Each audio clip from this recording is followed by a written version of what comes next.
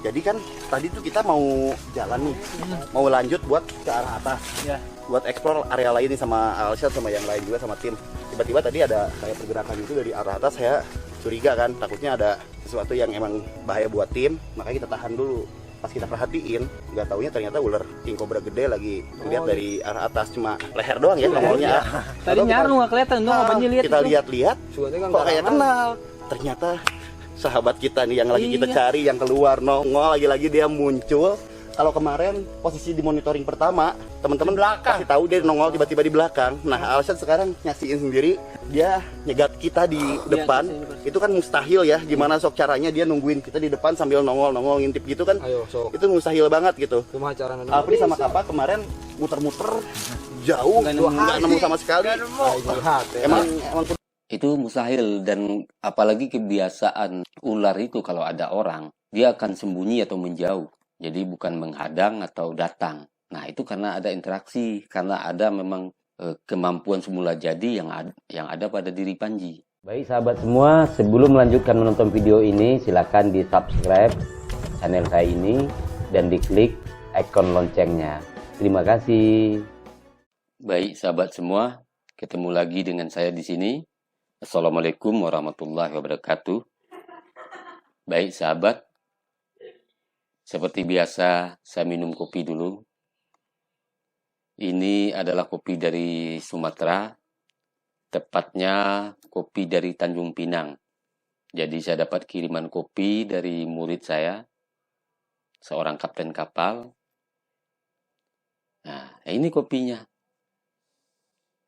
Bismillahirrahmanirrahim.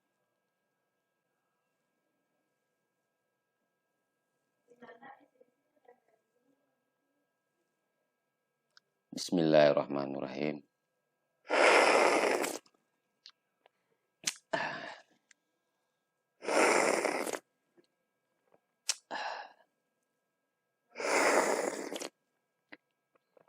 Alhamdulillahirabbil alamin.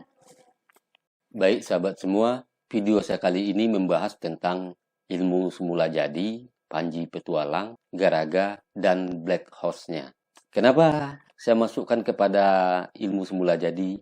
Jadi begini, sahabat. Seperti di video pertama saya tentang ilmu semula jadi, dan juga di video-video berikutnya tentang bakat setiap orang sejak lahir, makanya saya masukkan juga Panji Petualang di dalam playlist saya ini tentang ilmu semula jadi. Jadi sahabat, kemampuan Panji Petualang itu adalah kemampuan bawaan sejak lahir. Jadi itu disebut semula jadi. Ya, kemampuan yang memang menjadi miliknya. Bagaimana dia bisa berinteraksi dengan ular, itu adalah kemampuan bawaan sejak dia lahir. Karena setiap kita memang selalu membawa kemampuan sejak lahir dan berbeda-beda. Dan yang saya salut adalah kemampuan yang semula jadi yang ada pada diri Panji ini, dia jadikan untuk edukasi kepada masyarakat. Sehingga karena dia sebagai pelakunya, akhirnya dia bisa memaparkan pola-polanya bagaimana berinteraksi dengan ular, sehingga akhirnya banyak sahabat-sahabat yang lain yang akhirnya memahami ular dan bisa bermain-main dengan ular. Dan juga Panji ini saya yakin sekali dia bisa berbicara dengan ular.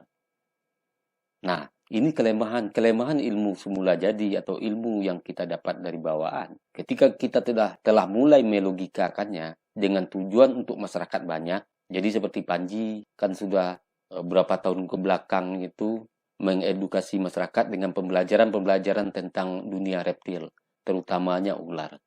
Nah, biasanya ketika kita telah memproses ilmu semula jadi kita untuk melogikakan, memberitahukan pola-polanya kepada masyarakat banyak, dengan menyelidiki, mengamati, dan kenapa bisa terjadi, karena kita yang ngerasain sendiri, kenapa ini bisa terjadi, kenapa ular itu kriterianya begini.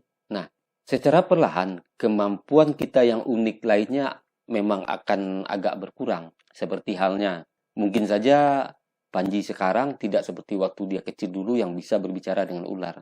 Tapi ada dalam kondisi-kondisi darurat, dia pasti bisa komunikasi lagi dengan ular, berbicara lagi. Jadi, walau dia telah berusaha untuk memberikan pola-pola pendidikan pada masyarakat sehingga kemampuan semula jadinya yang khusus berbicara dengan ular menjadi mulai berkurang. Tapi suatu saat ketika dia perlukan dalam keadaan darurat, kemampuan itu akan muncul lagi. Kenapa saya berbicara begitu? Karena saya mengalami hal seperti itu juga.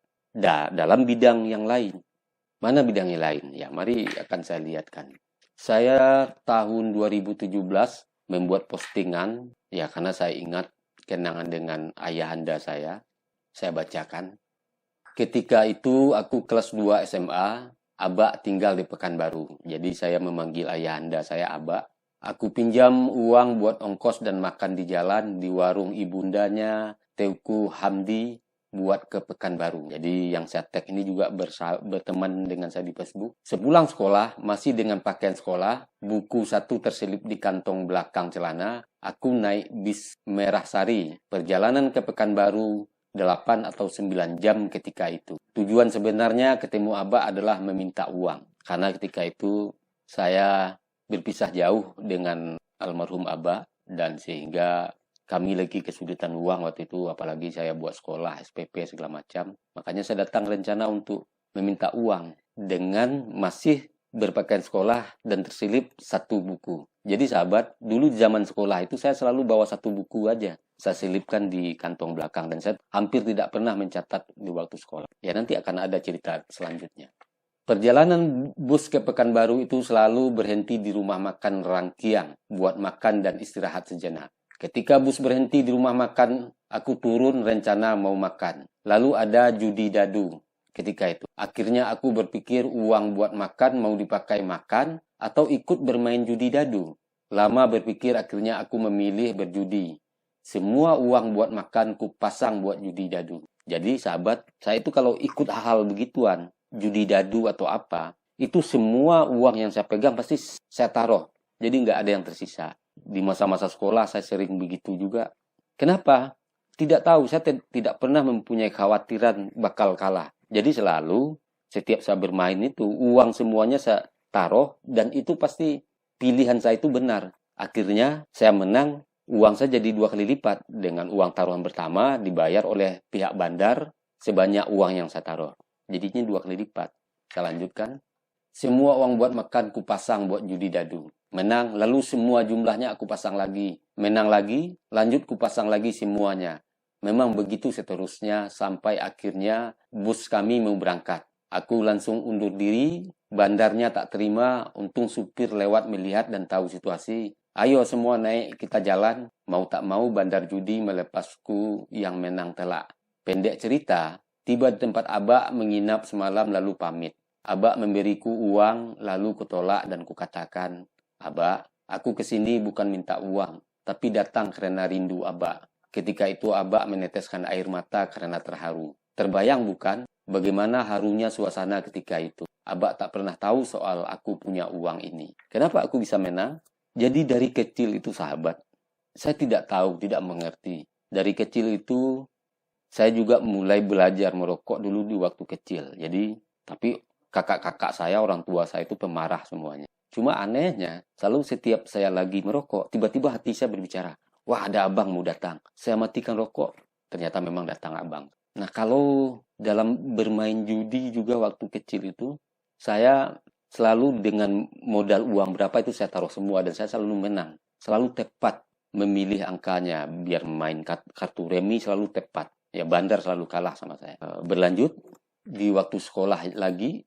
Nah, ini hadiah yang ku dapat dari sekolah. Dikarenakan hampir semua guru-guru tercintaku di SMA takut, ya kita sebut segan lah. Segan semua padaku ketika itu. Hingga aku tak pernah mencatat, nggak pernah menghafal, hingga sampai saat ini jangankan mengucapkan bahasa Inggris, membacanya saja aku tak tahu. Untungnya di setiap ujian soalnya pilihan ganda, sehingga aku tak perlu baca kertas soalan, aku langsung isi kertas jawaban, dijamin jawabanku ketika itu benar. Karena tinggal memilih jawaban dengan batin. Jadi maksudnya, saya tidak membaca kertas soal, langsung kertas jawaban. Kalau dulu kita kan pemilihan ganda A, B, C, D. Jadi kertas jawaban langsung kemana jari saya pergi? A misal. Saya centang A, begitu seluruhnya. Jika soalnya pilihan ganda 100, saya selalu benar ke 100. Makanya dalam cerita ini saya tidak mengada-ngada dan di postingan saya ini juga saya tag wali kelas saya ketika itu. Jadi di sini. Artinya mereka tahu semua cerita saya itu. Bahkan, nah ini saya ceritakan, wali kelasku tercinta kelas 2, beliau Pak Safrial Anwir pernah membangga-banggakanku di kelas lain karena ujian. Aku selalu paling cepat dan benar pula. Ya tentu saja waktu buat baca soal tak kupakai. Artinya begini sahabat. Jadi di sekolah itu saya hampir tak pernah mencatat, tapi tetap bawa buku satu, taruh di kantong belakang. Dan ketika jujurnya ilmu waktu sekolah itu nggak ada satupun yang saya dapat. Sehingga akhirnya sebenarnya percuma saya sekolah waktu itu. Kelas 1, kelas 2 saya bisa naik karena hal begitu. Kelas 3 tapi pengetahuan di sekolah itu enggak saya dapat. Itu sebabnya bahasa Inggris sampai sekarang saya enggak bisa, jangankan membacanya saja enggak pandai. Jadi demikian sahabat. Nah, akhirnya berjalan waktu, saya amatin pola-polanya, saya logikakan, saya analogkan semuanya untuk demi murid-murid saya. Dan lama-lama kemampuan itu mulai berkurang. Tapi ketika darurat dia tetap pasti menjadi. Jadi sama halnya seperti Panji tadi. Jadi Panji dapat ilmu semula, jadi bawaan lahir itu berinteraksi dengan ular, dan saya hal seperti ini. Itu sebabnya ketika Panji pergi memonitor Garaga di saat sudah waktu mepet, waktu hujan, tapi feelingnya mengatakan bahwa Garaga ada di sekitar itu. Dan ternyata memang tiba-tiba lama-lama menunggu hujan mulai meredap, Garaga ada di belakang Panji. Ini aneh bukan? Tapi orang-orang lain mungkin saja akan menganggap itu settingan segala macam. Tapi saya yakin dan percaya bahwa itu bukan setting. Karena ketika Panji mengatakan feeling bahwa Garaga ada di sekitar situ, itu terjadi kontak interaksi. Terjadi kontak interaksi yang sebenarnya bisa dilogikakan. Setiap kita itu mengalirkan gelombang energi. Makhluk lain juga, ular juga begitu. Jadi konektivitasnya dengan Panji terhubung, makanya Garaga itu datang. Nah, mari kita lihat videonya. Judulnya kalau nggak salah, Garaga muncul ketika kami putus asa. Nah, di sini. Ya, mari kita tonton. Oke, hujan kembali turun. Kita bikin tempat untuk berlindung dulu sementara dari hujan. Karena kalau hujan-hujan juga nggak bagus, bisa sakit ke kitanya. Ini kita ada di antara daun-daun bambu, teman-teman. Dan posisinya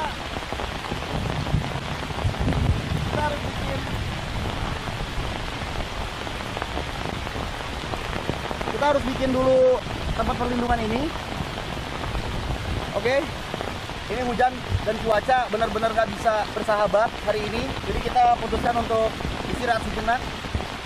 Panji merasakan Garaga ada di sekitar sini, tapi kita belum bisa lihat dia ngumpet di mana. Yang jelas ini spot yang udah benar-benar cocok banget buat jadi rumahnya King Cobra, dan lokasi ini juga luas. Selain ada pohon bambu, ada juga hutan terbuka yang hijau dan lebat.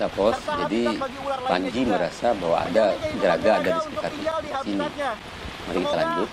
Hari ini kita bisa berjumpa dengan si ganteng Garaga dan kita bisa bertemu dengan dia. Oke teman-teman.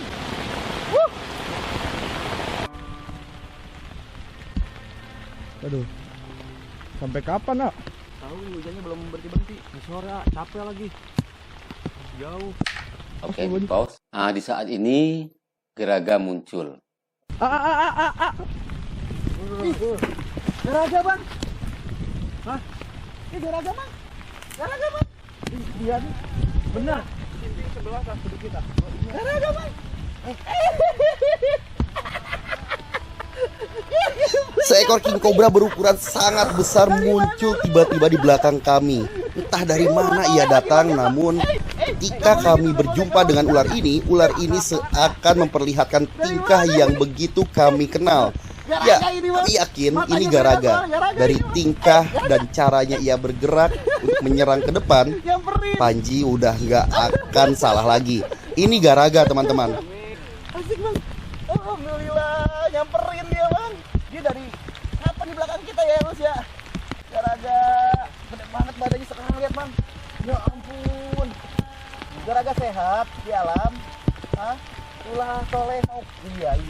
ini kita. Iya.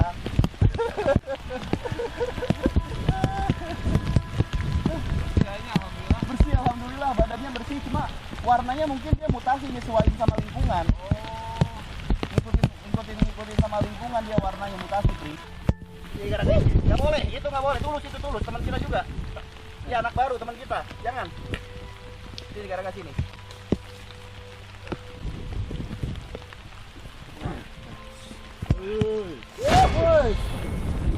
Alah, udah, iya udah. Udah ya. Udah. Udah.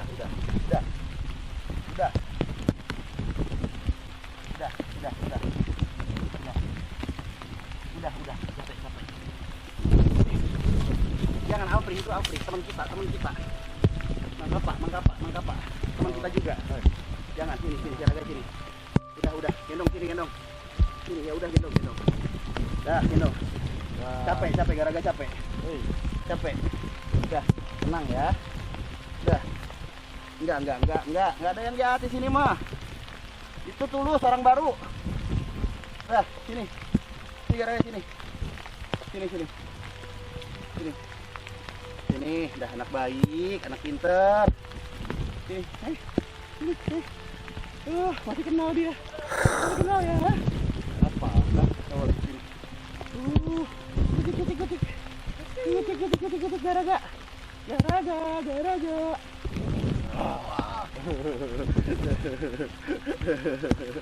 Boleh. Garaga. Man, lihat badannya, Man. Iya. Gila, gede banget. Bobotnya namaan nggak itu? Berat. Berat ya? Berat. Oke deh teman-teman. Jadi masih kangen sama Garaga.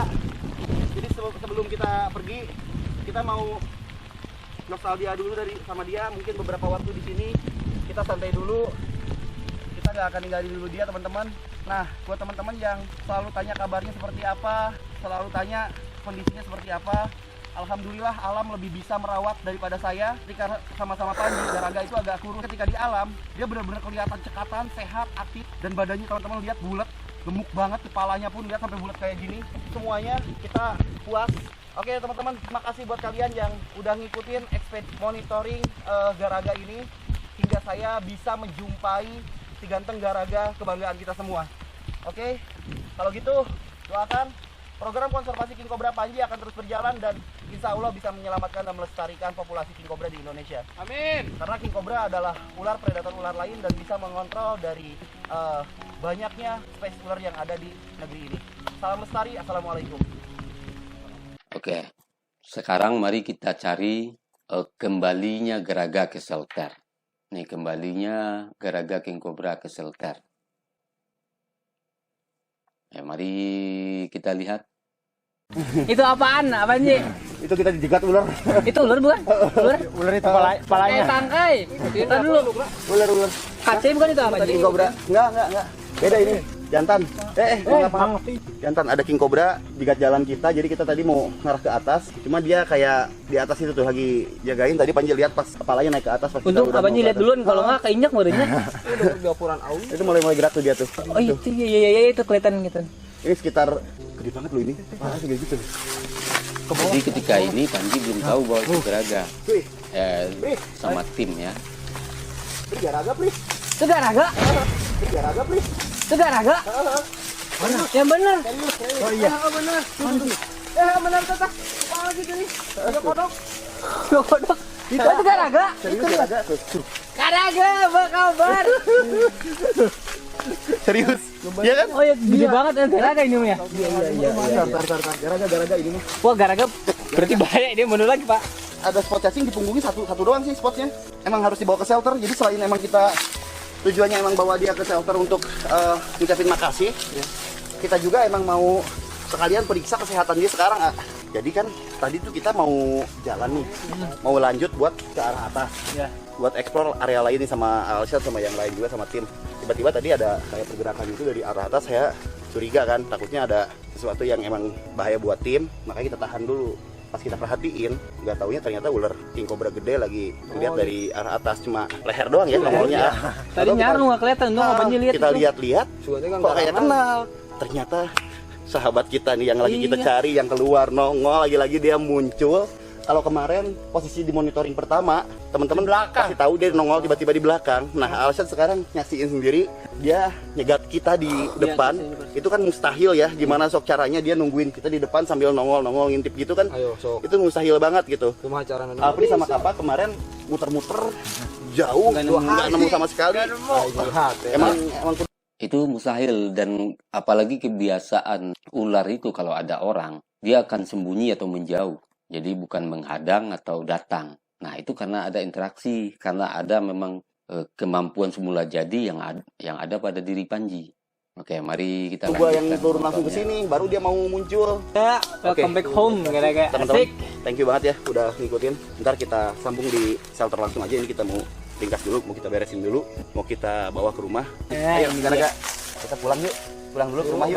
Batin dulu. Hah? Itu obat. Nah, sebelumnya Apri 2 hari mencari dengan tim juga, nggak pernah ketemu. Baru Panji datang ketemu. Nah, itulah semula jadi. Bikin dulu itunya tuh, ntar makan dulu di rumah ya. Ntar pulang lagi, oke? Ya, Ya. udah semua pulang lah. Oke. Jai. Nah, itulah ilmu semula jadi.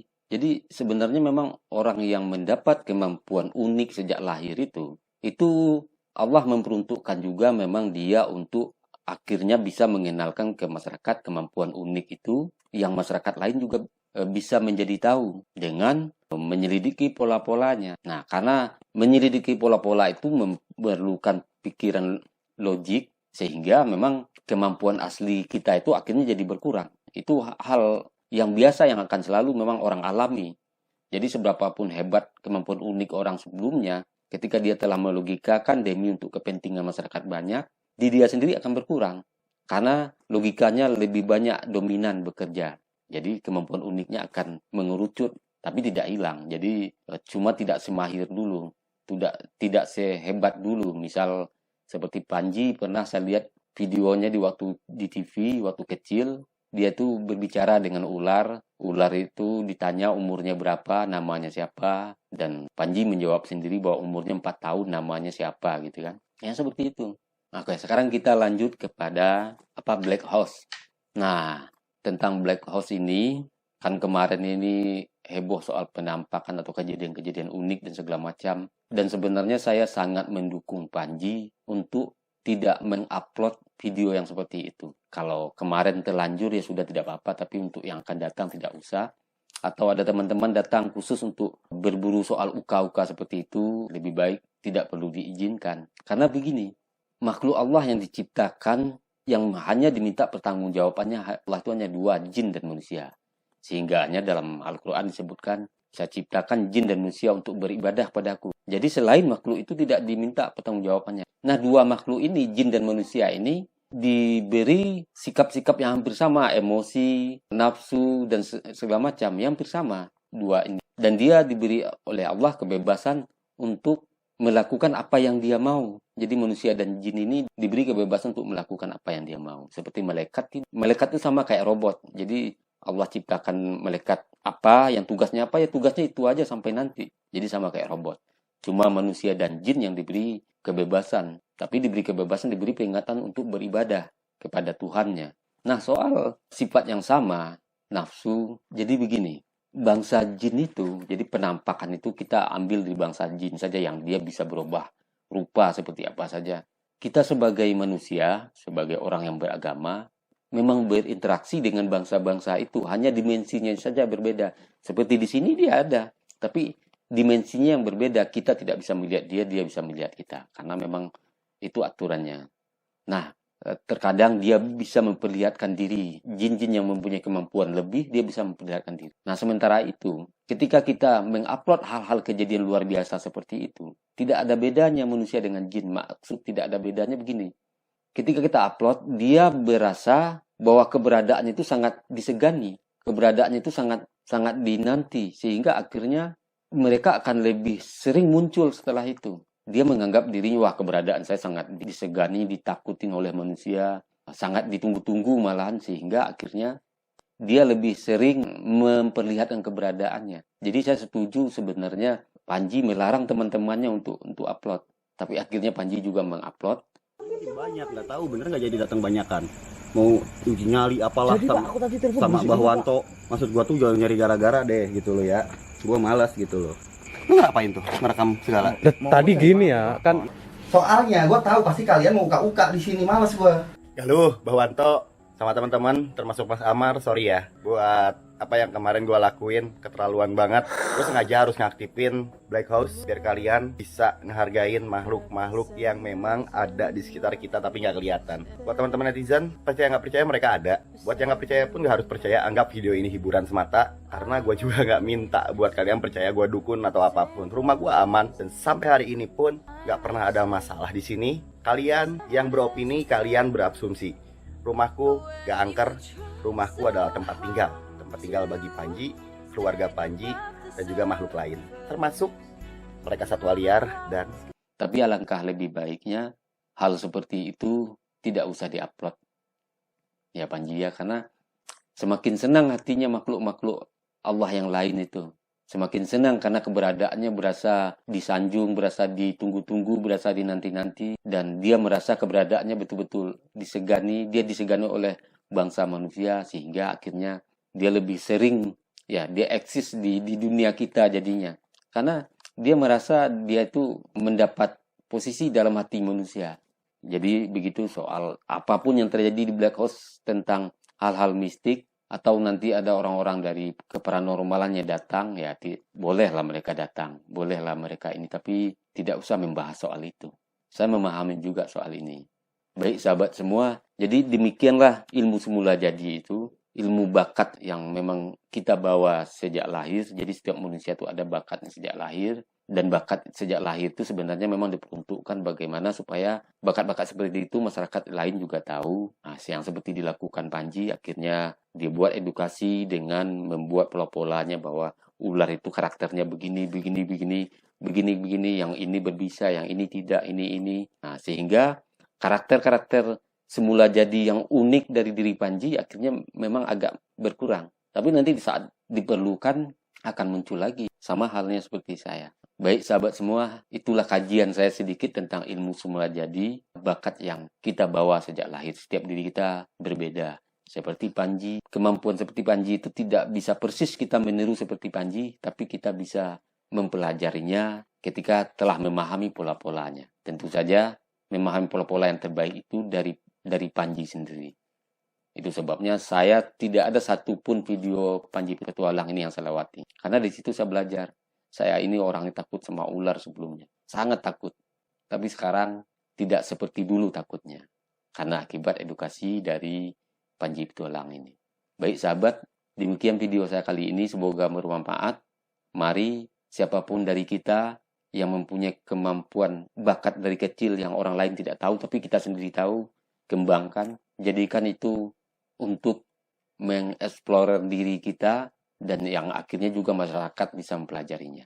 Sebagaimana saya dalam playlist ilmu semula jadi ini saya buat, tujuannya apa bakat-bakat yang ada pada diri saya, pola-polanya saya ajarkan dan saya tularkan. Semoga bermanfaat. Oke sahabat, sukses bagi sahabat dan saya, serta kita semua di sini. Sukses selalu bagi bangsa dan negara kita ini. Assalamualaikum warahmatullahi wabarakatuh.